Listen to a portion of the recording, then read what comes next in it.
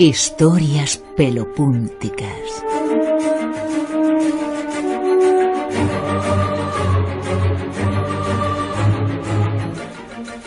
Don Jesús Callejo, muy buenas. ¿Qué tal, Bruno? ¿Qué tal, Silvia? Buenas noches. Buenas noches.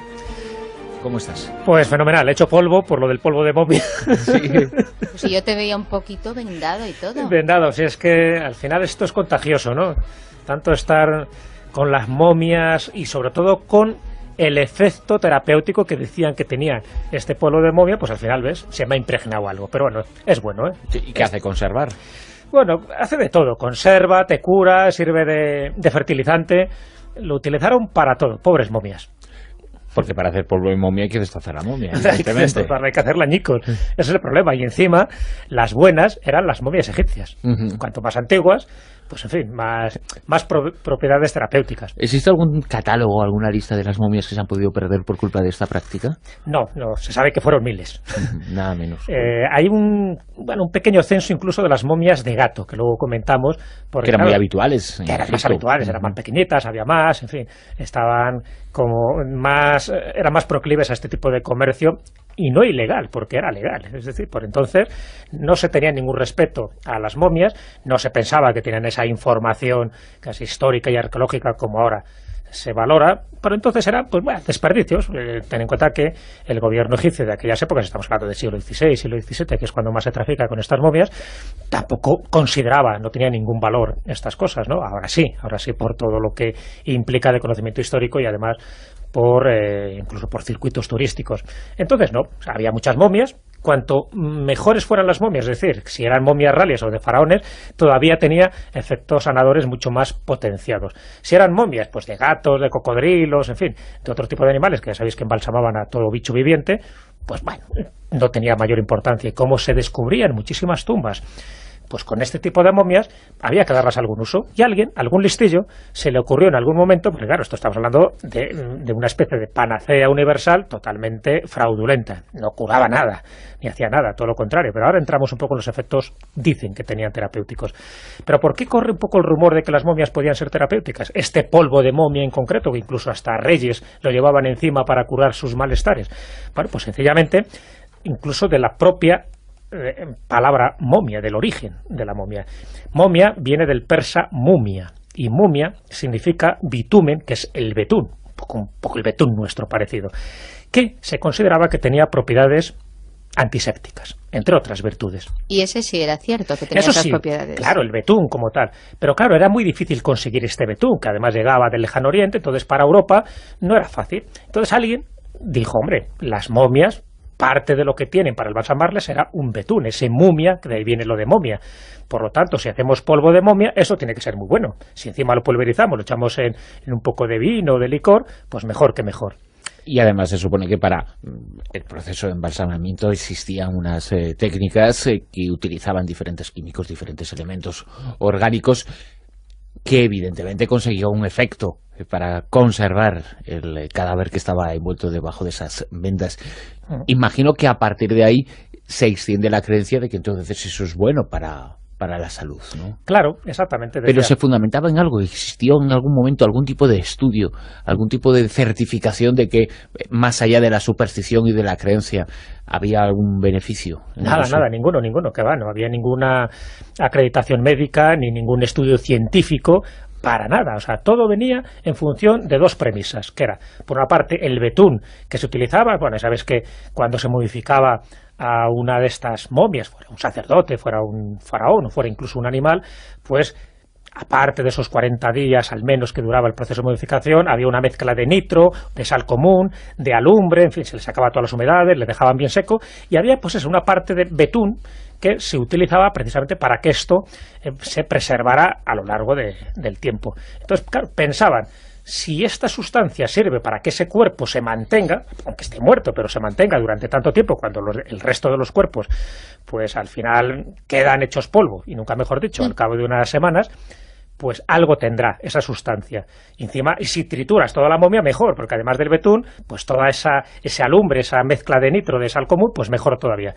Y por otra parte, por lo que comentamos, es decir, se pensaba que si esta era una sustancia tan cara, tan difícil de conseguir, pues evidentemente los efectos terapéuticos aumentaban, pero lo mismo pasaba pues con la mandrágora. Ya sabes que la mandrágora también es otra de esas supercherías, ¿no? Esa raíz que tiene forma humana, que te decían que para conseguirla hacía falta pues atar a un perro negro, ¿no? Porque el aullido que daba la mandrágora justo al ser extraída, pues mataba a cualquier ser viviente que estuviera por allí. Además había que hacerlo en luna llena, la mandrágora solo crecía debajo de los patíbulos, pues con la última erección de los que habían sido ajusticiados en la horca.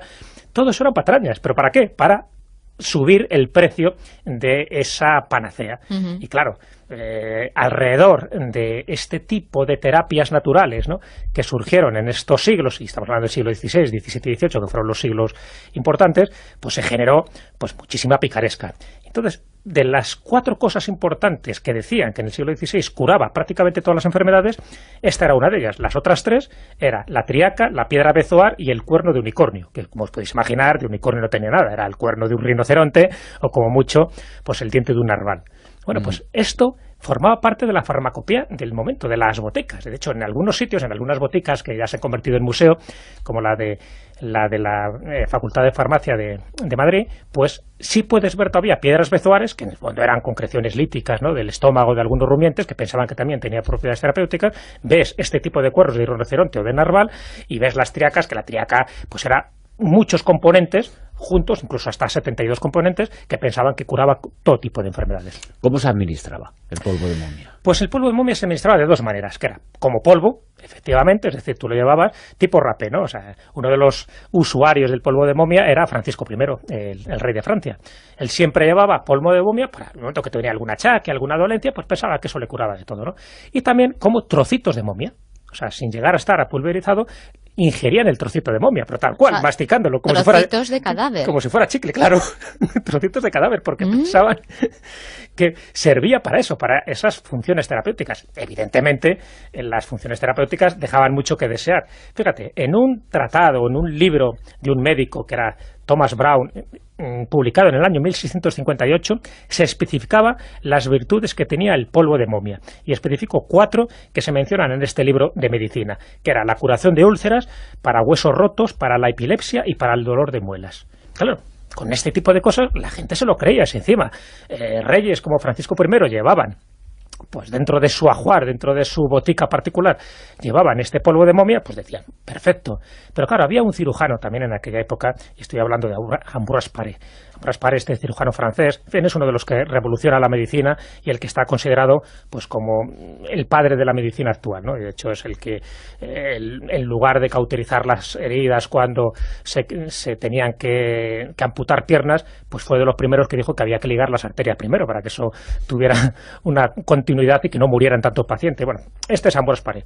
Y a él le comentaron esta posibilidad de decir, bueno, ¿usted cree que el polvo de momia sirve para algo? Y él decía que para nada, es decir, él sabía que era una pura superchería, que daban más dolor que el que quitaban, y lo que él comentaba en alguno de los tratados que él escribió, que las propiedades eran más bien generarte un gran dolor de estómago y crearte náuseas, porque para nada te quitaban esas enfermedades que habían predicho otros colegas suyos anteriormente. Pero el polvo de momia se popularizó y el pueblo lo utilizaba, ¿podían adquirirlo fácilmente o era algo que realmente lo utilizaba la nobleza y la realeza? Sí, en un principio evidentemente era un producto caro. ¿Por qué? Porque las primeras momias que se utilizan eran las auténticas momias egipcias, de distintas épocas, porque incluso tenían sus distintos grados. Es decir, había sibaritas de las momias. Aquellas momias que eran del Imperio Antiguo eran más caras y tenían más propiedades salutíferas que las del Imperio Medio y el Imperio Nuevo. O sea, incluso te podían pedir, yo quiero polvo de momia de faraón de la dinastía, no sé qué. Sí, ya tanto como dinastía, ya no sé si precisaban, pero bueno, sí, en distintas épocas, imperios, nuevos, medios, y sobre todo el antiguo, que era pues, el más conocido. Pero claro, ¿qué ocurre? Que cuando esto se populariza tanto, se termina la momia, ¿no? Ya no había tanto polvo de momia, por mucha momia que tú intentaras destripar y destrozar. Entonces se empieza a hacer algo muy distinto, y es que aquellos cadáveres que habían sido ajusticiados, y por lo tanto nadie reclamaba el cadáver, se hacían momias, en fin, prêt-à-porter, de una forma muy improvisada, muy rápida. ¿Para qué? Para intentar luego pulverizarlo y mandártelo también como polvo de momia a las boticas de Europa.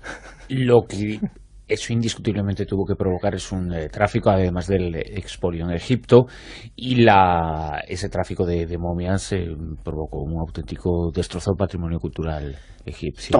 Total, ya te digo. O sea, pero es que cuando se cargan... Y aparecerían vendedores y saqueadores absolutamente profesionales y metidos en un negocio verdaderamente rentable, ¿no? Totalmente rentable. Pues digo que llega un momento en que se terminan las momias. O sea, por suerte las momias que ahora se pueden ver, por ejemplo, en el Museo del Cairo o en otros museos como el British Museum, son posteriores. Son posteriores. Es decir, descubiertas posteriormente, ¿no? Claro, porque si no, se hubieran destrozado. Y cuanto más realeza tenía esa momia, ya te digo que mejores dividendos daba, porque se pensaban que tenían unos efectos mucho mejores.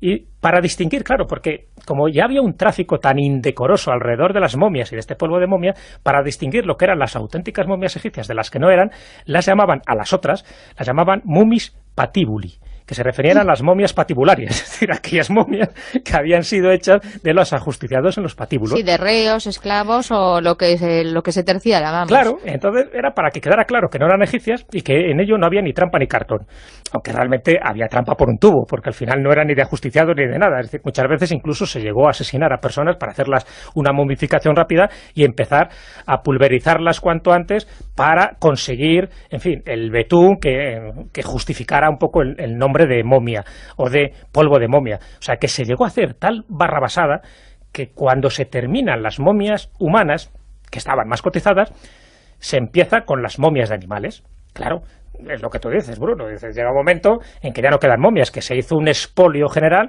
con el consentimiento, ya te digo, de los distintos jedibes que pasaron por Egipto. Entonces, se empiezan a utilizar las otras momias, las de animales. Y de animales, pues como os podéis imaginar, teníamos desde gacelas, carneros, cocodrilos, de perros, de reptiles, de monos, incluso de hipopótamos. Pero de las que más había eran de gato. De gato porque hubo distintas épocas donde se las dedicó a la diosa Bastet, que ya sabéis que es la diosa gata, a diferencia de la diosa Sekhmet, que es la diosa leona, que es un poco como la parte salvaje dentro de lo que es la diosa Bastet. Bueno, pues hay un tráfico también tan indecoroso que os cuento una anécdota para que veáis hasta qué punto se llegó al extremo de utilizar momias de gato, ya no tanto para funciones terapéuticas, porque hombre, ya hasta ellos pensaban que las de gato no eran tan buenas como las momias humanas. Pero hay un dato muy significativo. En el año 1888, en Beni Hassan, que era la ciudad que antiguamente estuvo el templo de Bubastis, que estaba consagrado al culto de esta diosa gata, a Bastet, bueno, pues en el templo de Bubastis se hace una excavación y se desentierra una enorme necrópolis. Pero necrópolis de estas, de momias, de gatos, que estaban perfectamente conservadas y se encuentran hasta 300.000 momias de gato. Todas en su paquetito, ad hoc, además, con la forma de la momia, incluso pintados los ojos, en fin, una serie de cositas. La parte exterior, me refiero. Bueno, pues, ¿qué hacen con todo eso? Pues, a alguien se le ocurra a unos comerciantes de Inglaterra que con estos pequeños sarcófagos en forma gatuna, que traigan hasta 180.000 momias y que las lleven a Inglaterra. ¿Para qué? Bueno, cargan todas estas momias en la bodega de un carguero rumbo a Liverpool y cuando llega allí no lo utilizan para hacer distintas medicinas o que formen parte de las triacas o de cualquier ungüento o potingue pseudomágico, sino que las utilizan como fertilizante para la campiña inglesa. Es decir, las 180.000 momias las pulverizan, las destrozan y solo sirven como abono, para nada más. Jolines. Esto es un ejemplo, ¿eh? Es decir, claro, como abono, evidentemente, funciona. Y hombre, que funciona, claro, eso sí, pero ahí sí que funciona. No tiene más mínimo sentido utilizar eso. Claro, además carísimo para utilizar, claro, hay otro tipo de abono, en fin, el procedimiento natural de las vacas. Exacto. O sea, que no hace falta...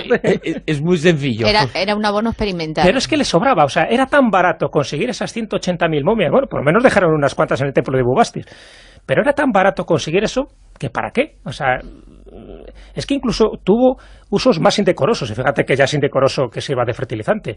Mark Twain, el escritor Mark Twain, cuenta una anécdota muy significativa. Él comenta que muchas de estas momias, comenta en una de sus obras, se emplearon como combustible en las calderas de los ferrocarriles del Cairo. Y una de las frases que solían decir un fogonero a otro, plan ya gracioso, porque tenía tanta momia, dice, pásame un rey que este plebeyo no arde bien. Jo. Madre mía. No me extraña que ahora, por ejemplo, Zahi Hawass, del que hablamos tanto y a veces lo criticamos, pero en una parte de su discurso sí lo hemos respetado mucho siempre, ¿no? Que es en el preservar ese patrimonio con esa historia que hay detrás de Egipto de saqueos absolutos, saqueos legales, saqueos ilegales para barbaridades como estas. No me extraña que sea tan receloso, ¿no?, de conservar ese patrimonio. Pero porque se han hecho muchas burradas, pero muchas de las burradas se han hecho no tanto, en fin, por los expoliadores profesionales que robaban ilícitamente todo aquello para llevarlo luego a sus museos, sino que se hizo con el consentimiento de las autoridades egipcias. Y eso es un hecho incuestionable y ha sido así, ¿no? Y bueno, y también gracias muchas veces a esa salida, ¿no?, legal, porque en aquel momento era legal, pues hay piezas que se han conservado, si no ahora mejor estarían en coleccionistas privados o se hubieran destruido totalmente, ya no digo momias, sino también piezas arqueológicas.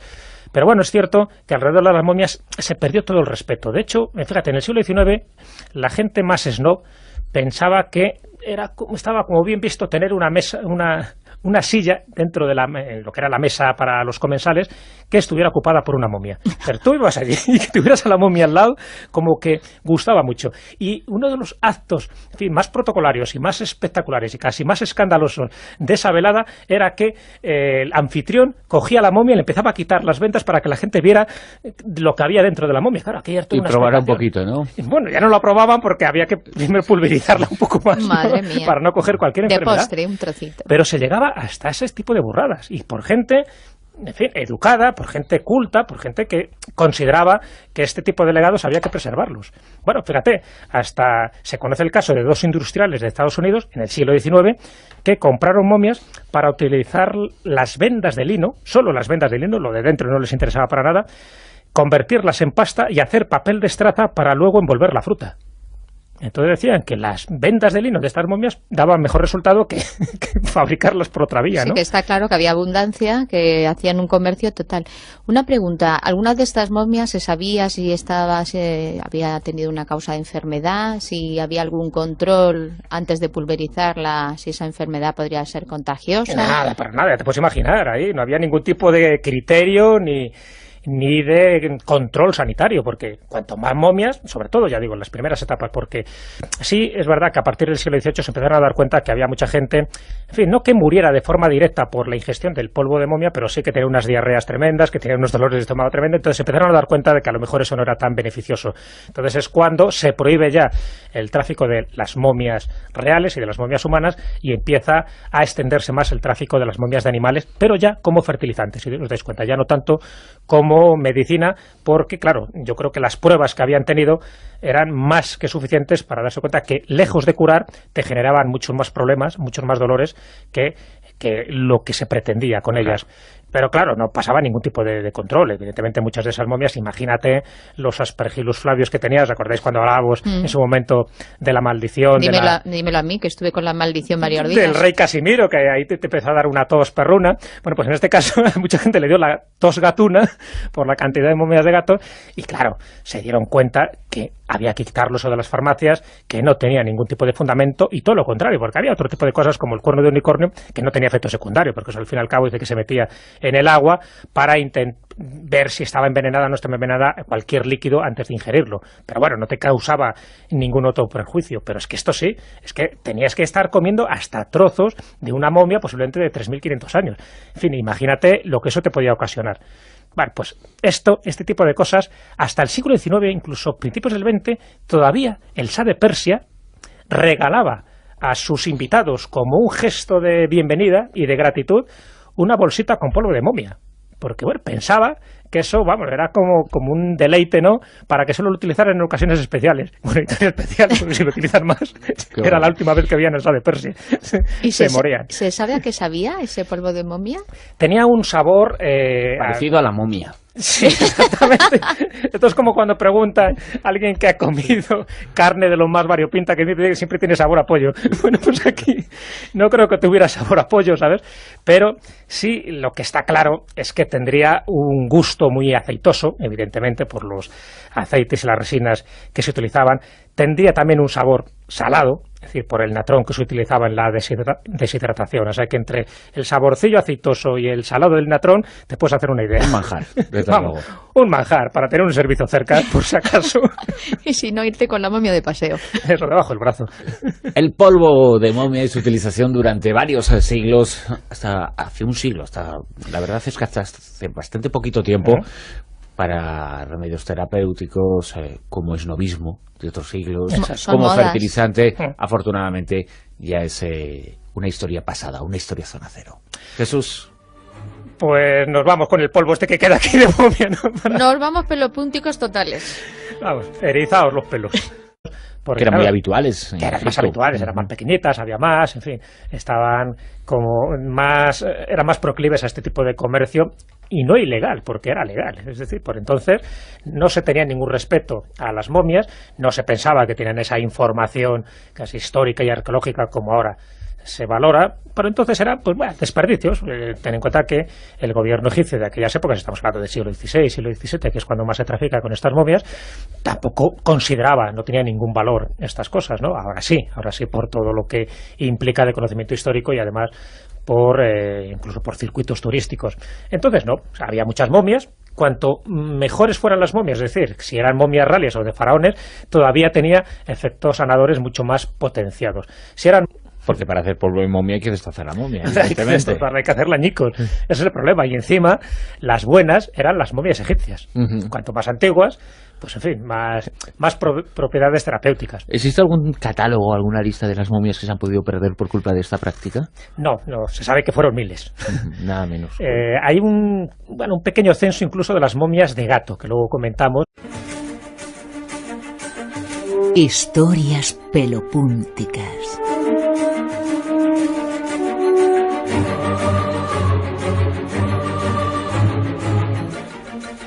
Don Jesús Callejo, muy buenas. ¿Qué tal, Bruno? ¿Qué tal, Silvia? Buenas noches. Buenas noches.